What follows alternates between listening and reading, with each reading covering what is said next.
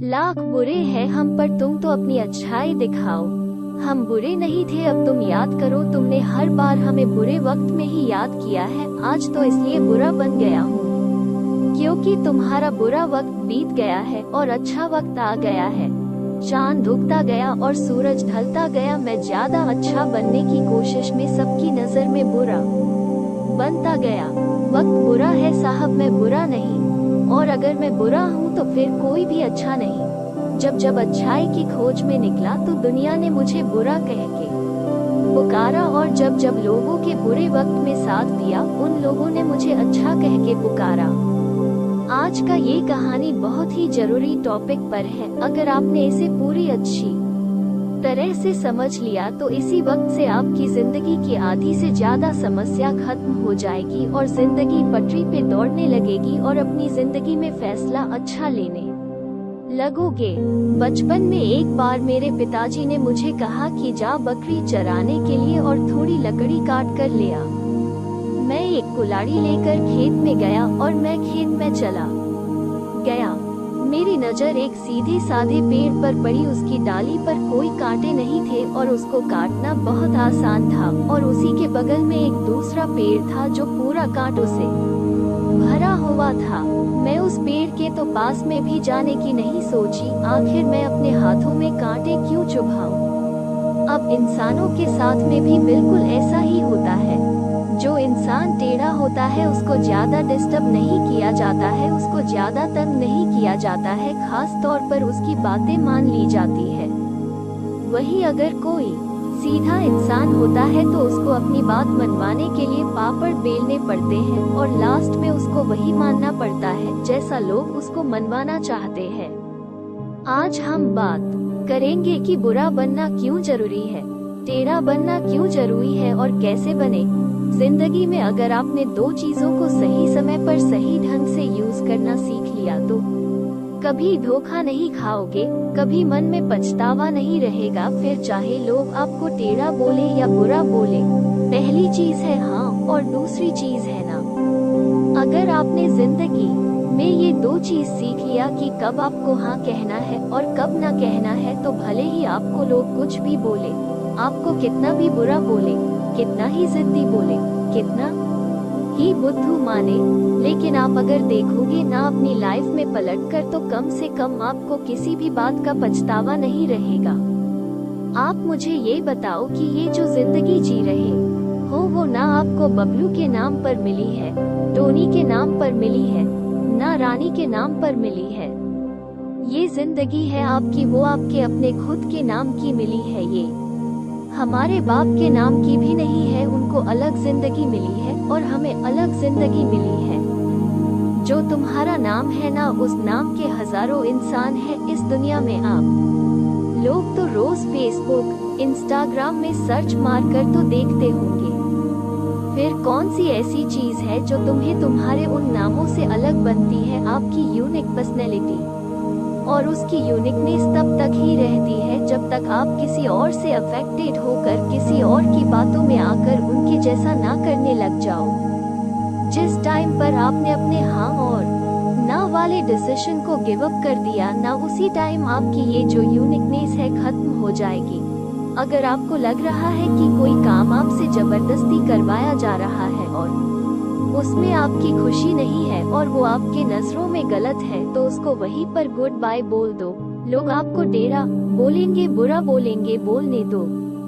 अगर आपको लग रहा है कि आपका फायदा है, किसी मासूम का नुकसान नहीं है, आपको खुशी मिल रही है, आप कामयाब होने वाले हैं, आपको लगता है कि उससे कुछ सीखने को मिलेगा, तो हाँ बोल सकते हो। आपका जो डिसीजन है ना हाँ बोलने का और ना बोलने का, वो आपकी मेंटेलिटी पर डिपेंड करना चाहिए। अगर आपको कोई आग में कूदने को बोलेगा तो कूद जाओगे क्या? नहीं कूदोगे ना। लेकिन अगर कोई आपका टाइम बर्बाद करेगा तो उसको अलाउ करते रहोगे क्योंकि उसमें आपको तुरंत नुकसान नहीं हो रहा है। लेकिन अगर आप उसके कहने से आग में कूद जाओगे तो उसमें आपका तुरंत नुकसान हो जाएगा, तुरंत जल जाओगे। इसमें एक बात निकल कर आई है कि आप ज्यादा दूर की नहीं सोचते। आप सोचते हो कि कोई प्रॉब्लम नहीं है, जैसा चल रहा है वैसा चलने दो। वही अगर आप ये सोचोगे कि यही टाइम की बर्बादी हो रही है तो आपको कितना नुकसान दे सकती है, तो आप आज से ही गप्पे लड़ाना बंद कर दोगे, दूसरों के फालतू के कामों के लिए टाइम वेस्ट करना बंद कर दोगे। आपको ये लगा है ना कि अगर मैं मना कर दिया तो अगला इंसान मुझे गलत सोचेगा या फिर कभी मुझे जरूरत पड़ेगी तो साथ नहीं देगा। ये जो अकेले होने का फियर है ना, वही लोगों के हाँ को ना में और ना को हाँ में बदल देता है, और बदले में आपको क्या मिलता है? समय की बर्बादी, और सामने वाले का काम निकल जाता है, वो अपना फायदा लेकर निकल लेता है और तुम पछतावे को लेकर बैठे रहते हो कि काश उस दिन मैं ऐसा नहीं किया होता। टेढ़ा बनना बहुत जरूरी है भाई, नहीं तो खड़े खड़े बिक जाओगे। अगर आप रहम दिल रहोगे ना किसी के लिए तो वो आपको पहले ही निशाना बना लेगा। हाँ, मैं मानता हूँ कि रहम दिल जरूरी है दिल में, पर इतना बेवकूफ बनना जरूरी नहीं है कि अगला व्यक्ति कुछ भी बोल जाए और आप आंख बंद कर के उस पे भरोसा करते जाओ। आप ये देखो कि अगर अगले व्यक्ति का नुकसान होता आपके साथ तो वो रुकता तुम्हारे साथ। अगर मैं ठीक उसको वैसा ही करने को बोलता जैसे वो मुझे करने को बोल रहा है, तो क्या वो भी मानता मेरी बात? क्या सामने वाला भी हमारी टाइम की इज्जत करता है, या केवल मैं ही उसके लिए अपना टाइम बर्बाद कर रहा हूँ? जैसा वो बोल रहा है वैसा करने से मैं किसी को हर्ट तो नहीं कर रहा, या मेरी इज्जत की तो वोट नहीं लग रही। जब भी हाँ और ना बोलने का समय हो तो हर पहलू को ठीक से चेक कर लो। कई बार हम थोड़े से फायदे के चक्कर में सीधा बनकर अगले बंदे की बात मान लेते हैं, पर ये नहीं देखते कि उस थोड़े से फायदे के चक्कर में बाद में बहुत बड़ा नुकसान हो सकता है।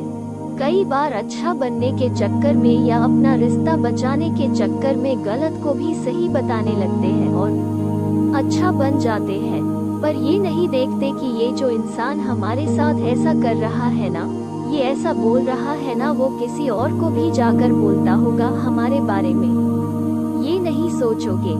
इसीलिए कहता हूँ कि सही है तो उसको सही बोलो, और अगर कोई चीज गलत है तो उसको गलत बोलो, फिर चाहे आपको लोग बुरा बोले, टेढ़ा बोले या कुछ भी बोले।